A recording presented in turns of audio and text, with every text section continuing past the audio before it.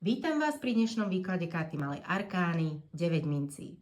Číslo 9 symbolizuje dokončenie, naplnenie a vyvrcholenie cyklu. Poukazuje na to, že úsilie prinieslo ovocie a prichádza obdobie zberu.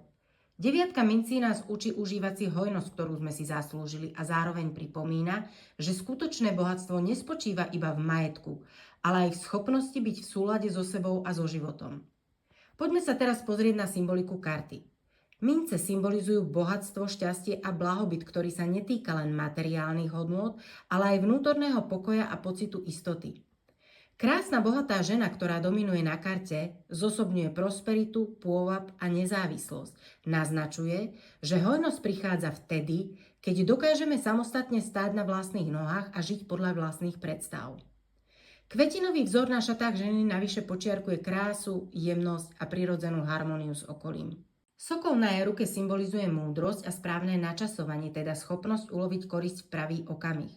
V kontraste so silou sokola sa v popredí objavuje slimá, ktorý pripomína skromnosť a potrebu zastavenia. V mystickej rovine hovorí o vnútornom bohatstve, ktoré môže byť hodnotnejšie než všetky materiálne statky.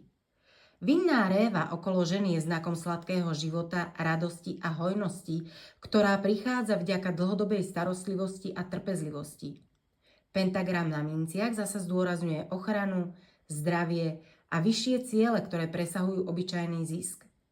Dôležitú úlohu zohráva aj prostredie. Dom v pozadí prináša pocit stability a bezpečia, zatiaľ čo hory v diaľke pripomínajú prekážky, ktoré nás posilnili a priviedli až sem. Farby na kartách tarotu majú takisto silný symbolický význam a môžu sa prejaviť v pozitívnej alebo v negatívnej rovine podľa kontextu výkladu.